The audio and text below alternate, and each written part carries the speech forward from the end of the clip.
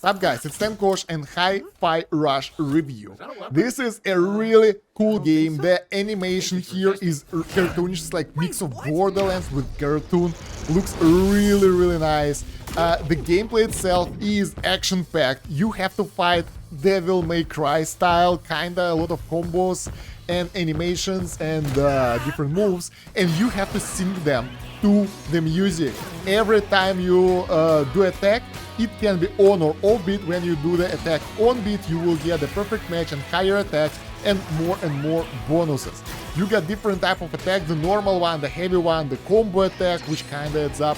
A lot of QTA that will help you to increase the damage, a lot of nice moves around, and yeah, the gameplay is pretty fun. As for the enemies in those fights, you have the different type of robots, the normal one, the more powerful one, even more powerful one, elite top enemies that have the shield that have to be taken out before they can be attacked properly, and if you don't attack them for a while, they'll get stronger. And after that, you face the boss of the stage. The bosses are very complex, they have a lot of different move sets and moves, and they can kick your ass. The good thing, if you're playing on the normal or easy difficulty, on the easier difficulties, when you die, you will recover after like 1/4 of the health of the boss left. So if you defeated like 0.5% of boss HP and got through the milestone and to get the new moveset, you will start there with the full health. So the bosses aren't that hard because of that. It's not Dark Souls. You can farm it, you can get through it, it's not that hard. But it's extremely fun because the charisma of the bosses, charisma of the characters here is insane. The story is really good. The music, the music is fantastic. I can't show you the music which is here because I'm doing it on YouTube, so I will be copyrighted, but in-game music is even better than the one you will see in my videos because there will be different music for the people who are playing offline without the streamer mode enabled. That is really interesting. The plot goes around your character who got the prosthetic, some high-tech arm, and then got some accident while doing that prosthetic, and now he is going to be destroyed by that company so they won't lose their reputation. You will find a friend along the journey, a cat and a girl, and together you will try to solve the mysteries of this world and save it from whatever mind-controlling madness is going to happen. As for the progression, you have different options on the upgrades, not that many. It's more action-packed game than the progression game. You have different attacks that you can buy, so you can do more different combos on the enemy, finishers with your partners. So for example, for this one, when you're doing the attack on the enemy and you are doing the combo, your partner will show up and do the damage to the enemy as well, but that comes at cost of the energy that you can use for the ultimates yourself.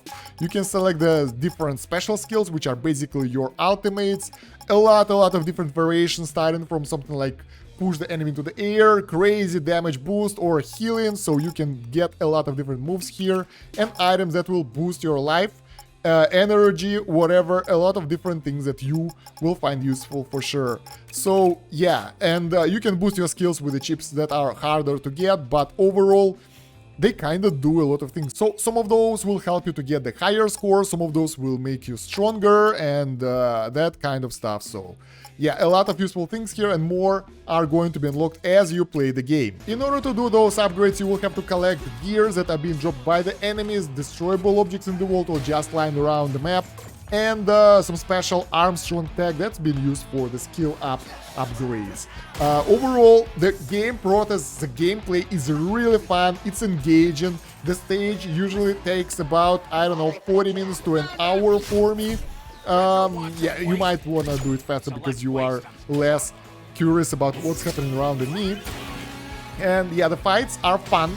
If you are good with the rhythm games, you will be able to do it even better. If you are not, don't worry about that. You don't really have to take the rhythm seriously. If you miss the rhythm, you will still be good, you will still be able to do damage, but you'll be just less efficient and get a less score. But it's a really enjoyable moment when you can do that on time with the music, with the rhythm, with the beats, and do how it's supposed to be done. It's really fun. So yeah, the game feels something like Devil May Cry, but with less upgrade mechanics, so you can't upgrade your weapon, at least not yet. Maybe later on in the game you will be able to do that, but so far I could only upgrade the skills. So it's more skill-based game than RPG where you have to upgrade things. So if you have that action slasher itching you and you really like to fight with the good music on the background, that game will be fun for you. I really like it so far. It looks fantastic, it sounds fantastic, and it doesn't require that much of a PC because of that graphics, because of the cartoonish graphics. So even weaker PCs can handle it without serious issues, unlike Callisto Protocol, for example.